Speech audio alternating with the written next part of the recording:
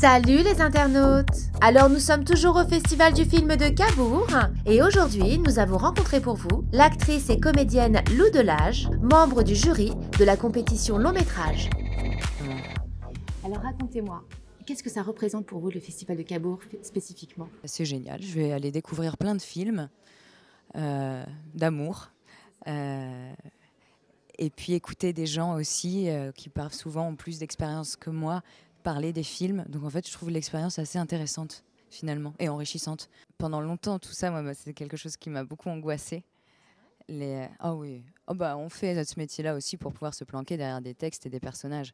Donc quand on nous demande d'un coup de parler nous-mêmes, on se dit « Ah non, je suis en train de me faire enfler ». Enfin, c'est pas du tout ça que je voulais faire, moi. Ça nous enseigne aussi la légèreté et le fait de s'assumer soi-même.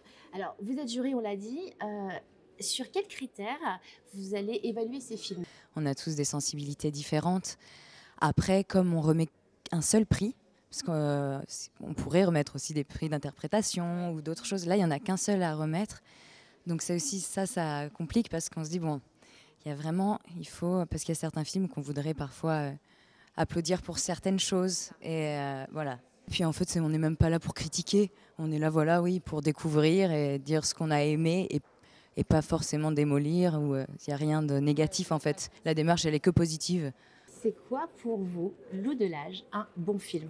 Pour vous en général? Ce serait comme dire c'est quoi l'homme idéal.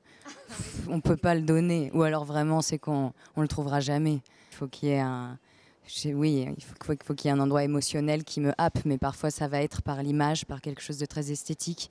Parfois ça peut être un film qui est très naturaliste, mais qui, dans le jeu des acteurs et dans les mouvements peut-être bruts de caméra, il va se passer... C'est tellement riche. Comment est-ce qu'on passe du théâtre au cinéma? Ça a été naturel comme ça? Ça a été surtout la vie qui parfois est plus surprenante que nos propres rêves.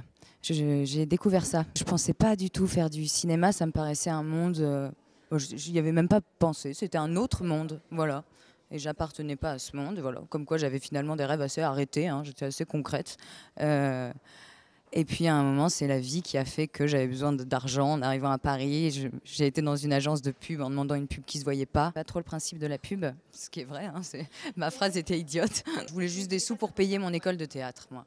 Et en fait, je suis tombée en face c'est aussi là l'importance des rencontres, de quelqu'un qui m'a dirigée vers une agence d'acteurs. Et petit à petit, tout s'est mis à prendre forme, voilà, en partant juste de cette rencontre. J'ai l'impression que vraiment vous prenez le temps pour choisir vos rôles.